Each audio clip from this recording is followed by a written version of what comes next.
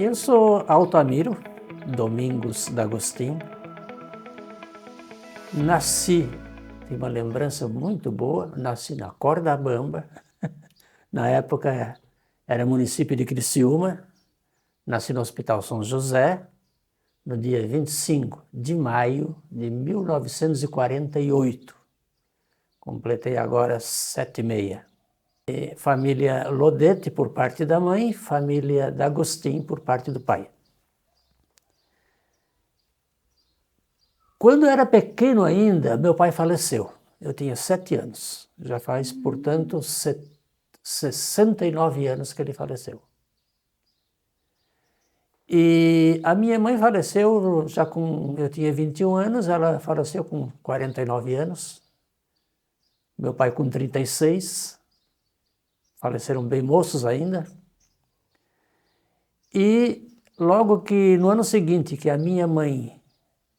o meu pai faleceu, nós saímos da Cordabamba e viemos morar na mineração, onde a mãe trabalhava como ele chamava de enfermeira, tanto que a minha mãe ficou conhecida como Maria Enfermeira. Ela trabalhava seria hoje, como um posto de saúde, né? Só que ela era a única funcionária, não tinha mais, aqui na mineração mesmo. E a mãe trabalhava com Iapetec. E depois que ela faleceu, eu já tinha um irmão falecido também, e a gente tocou a vida como família, né? Eu casei com a Siloé em 1977, portanto, há 47 anos atrás a gente está juntos. Tivemos 4 filhos, aliás, 3 filhos, a Lorela, mais velha, o Diego e a Kênia. A Lorela é farmacêutica formada, o Diego, ele está trabalhando em casa aqui, mas com uma empresa de Londres, e a Kênia é sargento do Corpo de Bombeiros Militar. Os 3 filhos nos deram 4 presentes.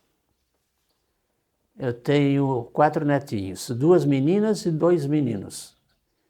A da Lorela é a Maria, a mais velhinha, que tem 10 anos.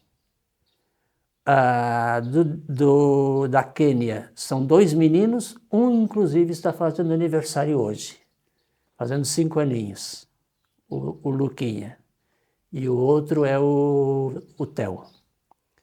E do Diego a gente tem a Maria. Maria com 2, quase 3 anos. Faltando alguns meses para 3 anos. A minha primeira escolinha foi na mineração. A escola Maria da Glória Silva. Era ali embaixo, nos fundos do escritório da oficina da Companhia Carbonífera Barão do Rio Branco. Tinha uma rua que separava as terras da Carbonífera com a escola. Eram apenas 2 salas de aulas, uma cozinha, banheiro e deu. Era só isso.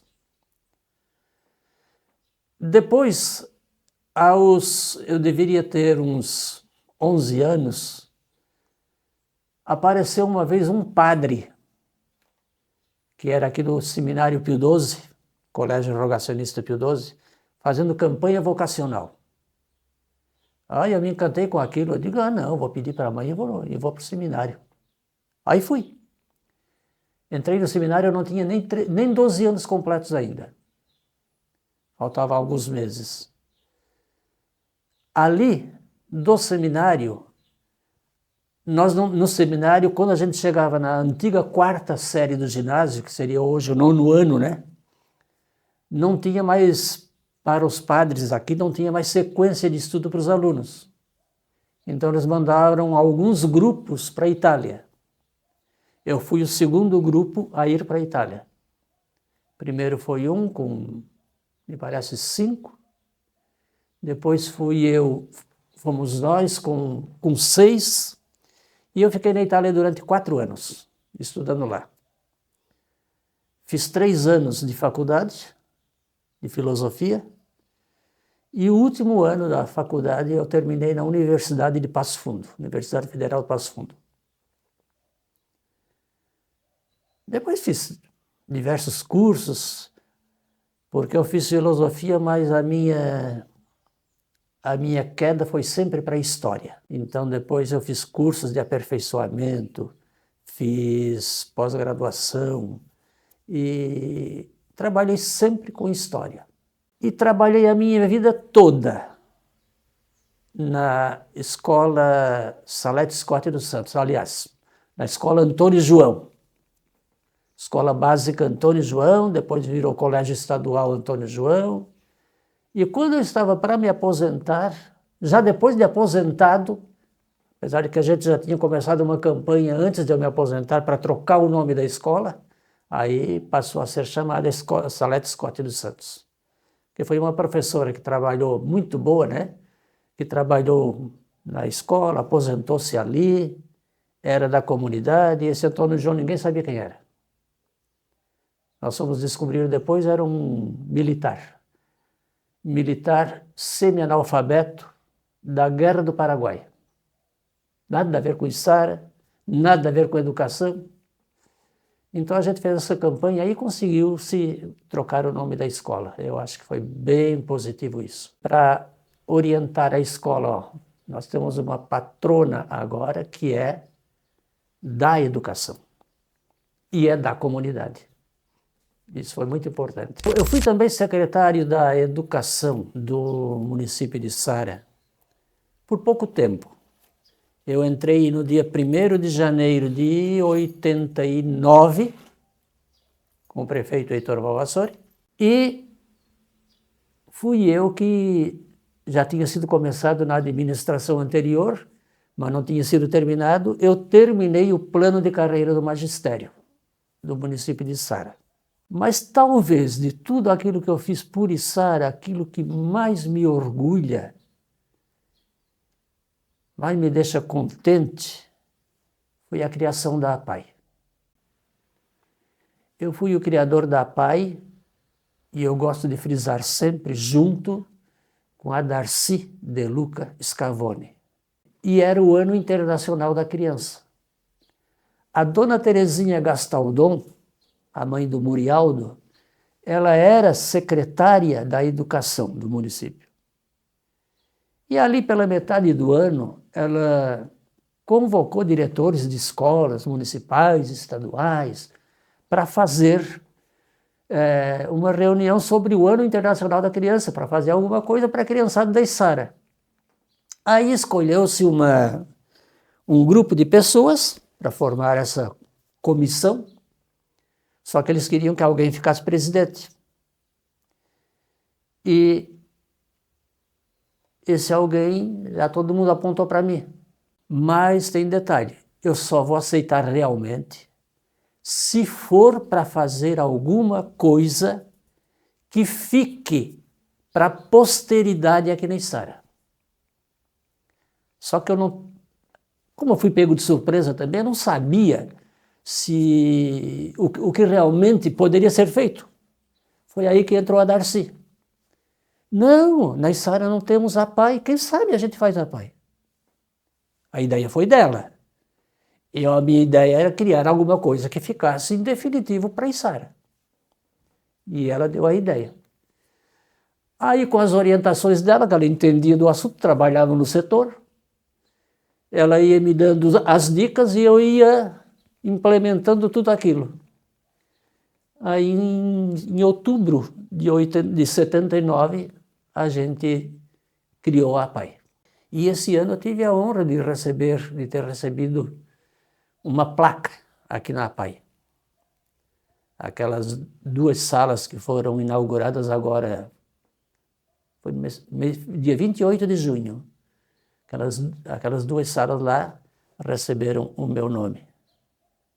Então eu fiquei bastante contente, bem feliz mesmo, porque é a coisa mais importante que eu acho que eu fiz para a cidade e para o cidadão içarense. E hoje, eu acho que a APAE da Içara talvez seja uma das melhores do estado de Santa Catarina. Ah, bem, eu como aluno, quando eu estudava, desde pequeno, eu não sei porquê, mas eu sempre tive uma caída para a história. Toda a vida.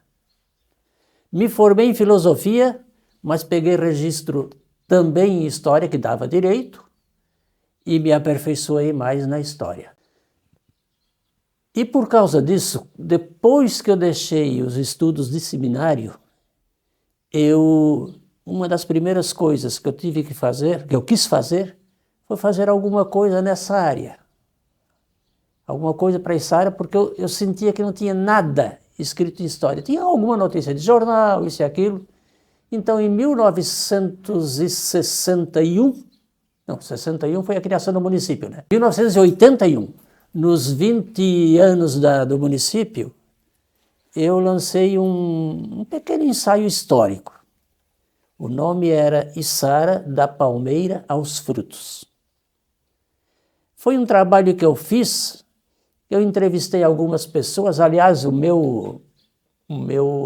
minha direção, a direção que eu tomava para escrever alguma coisa sobre história, foi sempre ou leituras e noticiários de jornais antigos, revistas antigas, e a pesquisa cara a cara. Eu ia em casa de pessoas que eu sabia que tinham o que contar, pedia que contasse, eu ia anotando, ia escrevendo, ou ia gravando, depois eu passava para o papel. Depois desta aí, o próximo livrinho, também de história sobre Içara, que eu escrevi, foi sobre já eram os 60 anos da paróquia São Donato. O título que foi dado foi Paróquia São Donato, Fazendo-se na Caminhada. Eu tenho a honra de ter a Silésia aqui do lado e dizer para ela que uma arte, um desenho que ela fez, baseado em entrevistas, né? Está brilhantando a capa deste livro também. O terceiro livro que eu escrevi também foi nessa mesma área. Foi sobre o seminário e colégio Pio XII. Também eram uns 60 anos, eu acho, do seminário também. E eu escrevi também porque os padres me procuraram. Eu era ex-aluno de lá, né? Tive uma boa vivência com eles, tal, então a gente escreveu também sobre isso aí. Bem, quanto a como eu tenho escrito esses 3 livretos que eu fiz, é um trabalho assim, ó, que eu nunca fui escritor, na verdade. Eu nunca fui de literatura. Gosto muito de literatura, de vez em quando estou lendo livros, eu leio direto, mas nunca fui de literatura. A minha paixão sempre foi a história. Então, aquilo que me puxou a escrever foi a história. E a história daquilo que está perto de mim. Eu sempre me preocupei com isso. Aquilo que está perto de mim, eu acho que é uma história que a gente vive junto com os outros. O processo que eu uso é processo de pesquisa em documentação e pesquisa com pessoas que viveram esses tempos que a gente está escrevendo.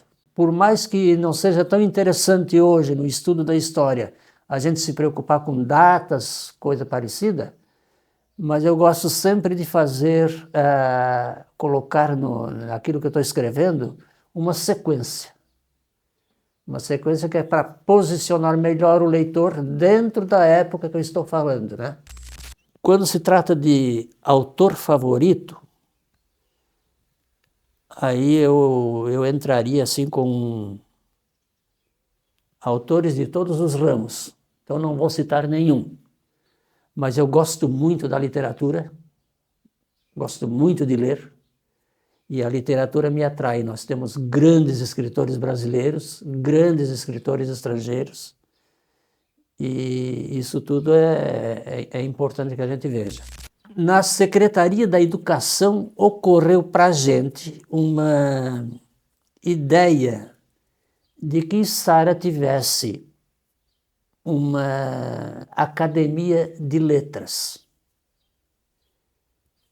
Foi uma ideia que foi lançada, a gente não tinha base nenhuma em como fazer uma academia, mas a ideia foi lançada, foi amadurecendo e daqui a pouco saiu.